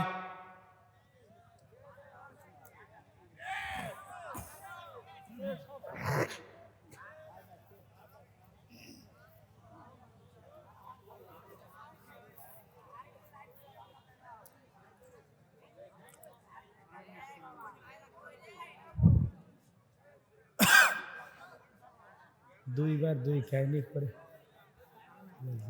মন খারাপ করতেছেন ভাই? না, ভালো হচ্ছে স্যার।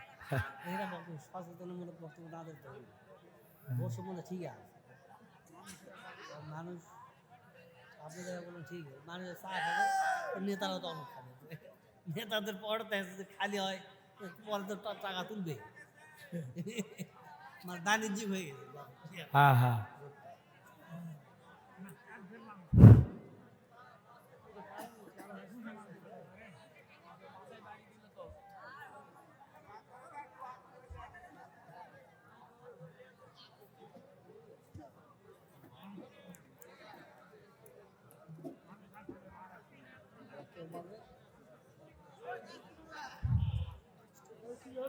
ইতিহাস সংক্ষিপ্ত করে একটু বলে দিয়া যায়। সিন্ধুক ভাসতে ভাসতে ফেরাউনের ঘাটে চলে গেল।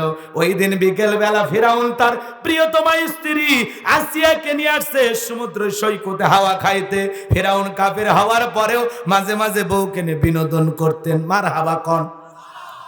আপনারাও মাঝে মাঝে বউকে নিয়ে এখানে সেখানে ঘুরবেন, বউকে নিয়ে ঘুরলে কোনো সমস্যা নাই, হালাল বিনোদন। কথা বলেন না কেন? স্ত্রীকে বোরকা পরাইয়া, ঢিলা ঢালা বোরকা পরাইয়া, হাত মোজা পা মোজা লাগাইয়া মাঝে মাঝে পিকনিক স্পট গুলোতে ঘুরতে যাবেন। চলে যাবেন স্বপ্নপুর, চলে যাবেন চিড়িয়াখানায়, চলে যাবেন কক্সবাজার সমুদ্র সৈকতে। ও চাচা, চাচিক নিয়ে কুটি যাওয়া লাগবি, মাঝে মাঝে চাচিক নিয়ে ঘোরা লাগবি, চাচির মন ভালো করার জন্য। কথা কয় না? কক্সবাজার সমুদ্রের সৈকতে বোরকা পরে পর্দা করে, আমি কি বলছি, পর্দা করে ঘোরা লাগবি, ফরজ পর্দা মেনে বউকে নিয়ে কক্সবাজার সমুদ্রের সৈকতে দাঁড়ায় বলবেন, ও আমার প্রিয়তমা স্ত্রী, তাকায় দেখো আল্লাহর সৃষ্টি সমুদ্রের ঢেউ। কথা কয় না? এত সুন্দর ঢেউ, আশেপাশে নেই তো কেউ, আমার পাশেই দাঁড়িয়ে আছে আমার সোনা বউ। বউ খুশি হয়ে যাবে। কথা বলেন ঠিক কিনা? বউকে নিয়ে মাঝে মাঝে বিনোদন করবেন, বউয়ের মন খুশি রাখার চেষ্টা করবেন। বউকে নিয়ে ঘুরলে কোনো গুনাহ নাই। কথা বলেন ঠিক কিনা? গুনাহ হবে তখন বউকে নিয়ে সমুদ্রের পানিতে হাফ প্যান্ট পরে গোসল করবেন যখন। পর্দা করে ঘুরলে কোনো গুনাহ নেই। ঠিক আছে না ভাই? জি, আল্লাহর ফরজ পর্দা মেনে, আল্লাহর দেয়া বিধান ফরজ পর্দা মেনে আপনি আপনার স্ত্রীকে নিয়ে এই পিকনিক স্পটগুলো ভালো জায়গা, কথা কয় না কেন? সিনেমা হলে নিয়ে যাওয়া যাবে? হারাম। কথাকে বোঝা গেল? যেখানে বাজে কাজ হয় সেখানে জায়গায় যাওয়া যাবে?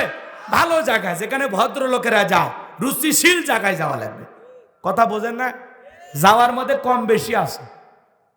যেখানে বেয়াদবেরা যায়, বখাটেরা যায়, বান্দরের বাচ্চারা যায়, বোঝেন নাই? বোঝেন না? ওগুলো জায়গাতে যাওয়া যাবে না। আবার স্ত্রীকে নিয়ে যায় যে হোটেলে ওপেনে খাওয়া দাওয়া করবেন, আমোদ প্রমোদ করবেন, এগুলো করা যাবে না। যেখানে পর্দা আছে, হয়তো বা স্বামী স্ত্রী এমন এক রুমের ভিতরে খাইতেছেন, কেউ নাই, কোনো সমস্যা নাই, আপনি যেতে পারবেন। কথা বলেন ঠিক কিনা? আমার ভাইয়েরা, লম্বা ইতিহাস লম্বা করব না। মা বোন যারা আছেন, মা শুনে যান, মা আপনাদের উদ্দেশ্যেও বলে যেতে চাই, স্বামীর সাথে ভালো আচরণ করবেন। স্বামী মনে কষ্ট পায় এমন কথা স্বামীকে বলবেন না। কথা কয় না? একটু 19-20 হয়ে গেলে বলে, তোমার সাথে বিয়ে হয়ে জীবনটা শেষ, কি দিছো জীবনে, কি পাইছি তোমার সংসার কইরা? জীবনটা আমার তেনা তেনা হয়ে গেছে, মাটি হয়ে গেছে। কোথায় এরকম মহিলা মা বোন আছে না নাই? ভাই কিছুই পাই নাই, তুমি জীবনে কি দিয়েছো?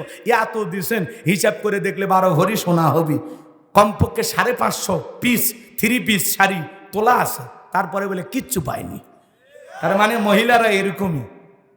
এদেরকে আপনি 30-40 বছর দিবেন, খালি 1 বছর যদি বলেন বউ এইবার ব্যবসা বাণিজ্য খারাপ, দিতে পারলাম না, মন খারাপ করিস না, কোন দিন দিস শেষ। আমার ছোট বোনের বিয়ে হয়েছে, স্বামী কত ভালোবাসে, আমার বোন যা চাই তাই দেয়, আর তুমি প্রত্যেক বছর কোনো না কোনো অজুহাতে আমাকে ঈদের মার্কেট করতে দাও না। এরকম বউ আছে না নাই? নওগাঁয় নাই, নওগাঁর মহিলারা ভালো, আলহামদুলিল্লাহ। আমার ভাইয়েরা, এইবার সিন্দুক বাজতে বাজতে ফেরাউনের ঘাটে চলে আসছে। সেনাবাহিনী সিন্দুক তুইলা নেতার সামনে হাজিরি করছে। ফেরাউন ডেকে বলে, সিন্দুকটা খোলো তো দেখি। এইবার সিন্দুকটা যখন খোলা হলো, সবাই তাকায় দেখে আকাশের পূর্ণিমার চাঁদ সিন্দুকের ভিতরে ধরা দিয়েছে। বলেন আল্লাহু আকবার। আজান গো আমার। এইবার ফিরাউন ডেকে বলে, তরবারি আমি জবাই করি। আসিয়া বলে, থামো, খালি মারা শিখছো, এতগুলো যে মারলা, তাও কি শান্তি পাইলা না? স্বামী গো, এই ছেলেটাকে মারার আগে তোমার কাছে একটা প্রশ্ন করি, এই যে সিন্দুকের কাঠ, তাকায় দেখো তো এমন কাঠ কি তোমার দেশে পাওয়া যায়? ফিরাউন নাইরা সাইরা ডেকে বলে, বিবি রে, এমন কাঠ তোমার বাপ দাদা 14 গোষ্ঠীও কেউ কোনোদিন দেখে নাই। আসিয়া বলে, স্বামী গো, এটা ভিনদেশী কারো সন্তান, আস্তে আস্তে আমাদের দেশে আসছে, এই ছেলেটাকে আমি মারতে দেব না, এই সন্তানটাকে আমাদের পালক পুত্র হিসাবে লালন পালন করতে চাই।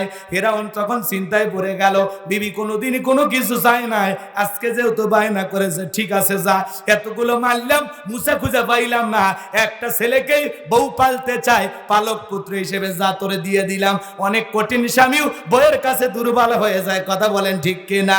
ফিরাউনের যারে খুঁজতেছো মারার জন্য, আল্লাহ তারই দিল লালন পালন করার জন্য। কথায় আছে, যেখানে বাঘের ভয় সেখানে রাত হয়। কথা বলেন ঠিক কিনা?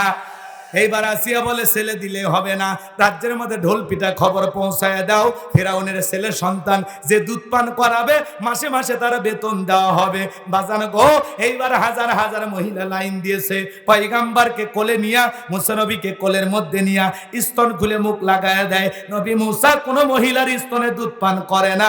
চিৎকার মেরে বলেন সুবহানাল্লাহ। সমস্ত নারীরা ব্যর্থ হয়ে চলে গেল।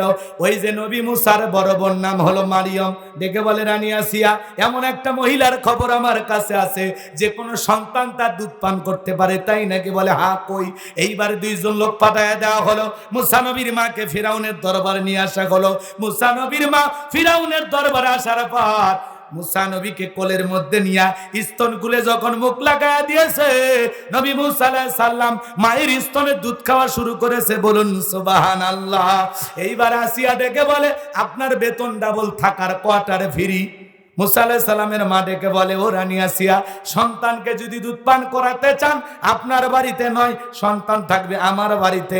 রানী আসিয়া বলে, আমি তাতেও রাজি আছি। লম্বা ইতিহাস লম্বা করা যাবে না, সংক্ষিপ্ত কথা 2-1 মিনিটে বলে দিয়ে যায়। মাজান গো আমার, মুসা নবীর মা পৃথিবীর প্রথম মা, যে মা তার আপন সন্তানকে দুধ পান করানোর বিনিময়ে মাসে মাসে বেতন পাইছিল। বলেন সুবহানাল্লাহ।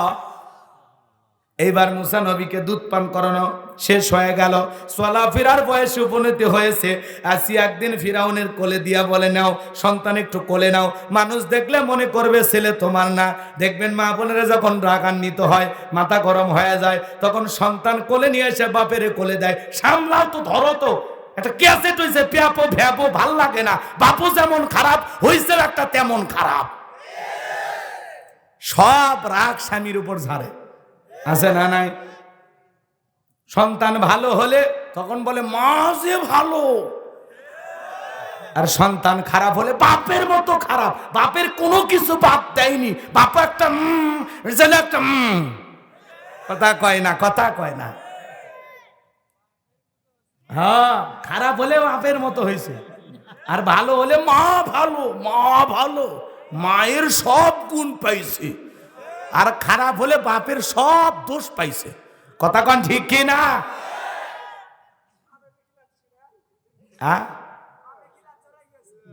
বাপে কি লেছে? কে তোর বাপ মারছে নাকি? তো দুষ্টমি করছে মনে হয়। এই শোনেন বাজান, কথা বাড়ায় না বাবারে, বলার ইচ্ছা আছে কিন্তু সময় নাই। কথা কন ঠিক কি না? আমার ভাইয়েরা, এইবার মুসা আলাইহিস সালামকে কোলের মধ্যে নিয়েছে ফিরাউন। কি সুন্দর চাঁদের মতো ফুটফুটে সন্তান, চেহারাটা ভালো। ফিরাউন কাফের হওয়ার পরে অন্তরে মায়া লাগছে, একটু চুমা খাওয়ার নিয়তে ঠোঁটটা বাড়াইছে। এমন একটা থাপ্পড় ফিরাউনের গালে কষি হাত দিয়ে মারছে বাজান, 12 মণ ওজনের থাপ্পড় খাইয়া ফিরাউন চিৎকার মেরে উঠছে। আশেপাশের নেতা জনগণ যত আসছিল সব দৌড়ে এসে বলে, নেতা এত জোরে চিৎকার মেলেন, ব্যাপার ডাকি। এখন ছেলে যে থাপ্পড় মারছে এ কথা জনগণ জানলে কি ইজ্জত থাকে? তখন বলে, আমার বাড়ি, আমি আমনে চিল্লেছি, আমি কে তোর ডাকছি, যা সরে যা। ওদেরকে তাড়াইয়া দেওয়ার পর আসিয়াকে দেখে বলে, আসিয়া আয় আয়, আসিয়া আয় রে, আয় আসিয়া তাড়াতাড়ি আয়। আসিয়া বলে, কি হয়েছে? সারের মতো চিল্লাও কা? কয় চিল্লাবো না, এর চোখে মুখে যে আগুন দেখছি রে আসিয়া, এ মুসা ছাড়া কেউ না, তরবারি আন জবাই করি, পথের শত্রুটা দূর করি। আসিয়া বলে, এই ছেলে কি করছে? বলে, এই ছেলে আমার গালে থাপ্পড় মারছে। আসিয়া বলে, ঢং করার জায়গা পাও না? এই ছোট মানুষ কোনোদিন তোমারে থাপ্পড় মারতে পারে? ফিরাউন ডেকে বলে, বিবি রে, কেমনে তোরে বোঝাবো? গাল তো তোর ছিল না, গাল ছিল আমার। মজা কি আমি টের পাইছি, এর থাপ্পড়ে ওজন বুঝা দেয়, এ ভবিষ্যতে মুসা হবে। বলেন আল্লাহু আকবার। লম্বা ইতিহাস, অনেক কথা, না আর বলবো না। জি না, অনেক বলার ইচ্ছা ছিল, বুক ভরা আশা নিয়ে মাইক ধরছিলাম যে সব কথা প্রাণ ভরে বলবো। ফেরাউনক সাইজ করে দড়িয়ে চুপে মারিয়ে থুয়ে তারপরে যাব। এর মধ্যে অনেক ইতিহাস, অনেক ঘটনা আছে। পুরো আলোচনা বলতে গেলে কমপক্ষে 130-40টা আয়াত তিলাওয়াত করা লাগবে। এত সময় আপনাদের হাতে আছে? আপনারা ব্যস্ত মানুষ। শোনেন, কয়েকটা ধান আছে, কিন্তু এই কয়েকটা ধান দিয়ে খই ফুটিচ্ছে না, অতএব বাবা আর হবে না। শোনেন, আমার মন চায়, কিন্তু যখন আমি চোখ দিয়ে তাকাচ্ছি তখন আর ওয়াজের লাইন হারিয়ে যাচ্ছে। এটা তো তোমরা বুঝবে না, এটা আমি বুঝি, বুঝো নাই? না, যা হয়েছে হয়েছে। বক্তা শ্রোতা সবাইকে আল্লাহ পাক আমল করা তৌফিক দান করুন, জোরে বলুন আমিন। শোনেন, জালেমদের শেষ পরিণতি হয় পরাজয়, ইমানদারদের শেষ পরিণতি হলো বিজয়। কথা বলেন ঠিক কিনা? শেষ বিজয়ের হাসি মুসলমানের হাসবে। কথা বলেন ঠিক কিনা? আজকে তাম পৃথিবীর জালেমেরা মুসলমানের রক্ত দিয়ে হাত রাঙাচ্ছে। মনে রাখবেন, আজ হোক কাল হোক, ওই জালেমদের শেষ পরিণতি হবে পরাজয়। ইমানদার, দুর্বল, অসহায়, নির্যাতন সহ্য করা মুসলমানেরা বিজয় লাভ করবে। কথা বলেন ঠিক কিনা? আজকে হামাস মুসলমানেরা যেভাবে প্রতিবাদ করতেছে, ইসরায়েল ইহুদি জালেমদের মোকাবেলা করতেছে,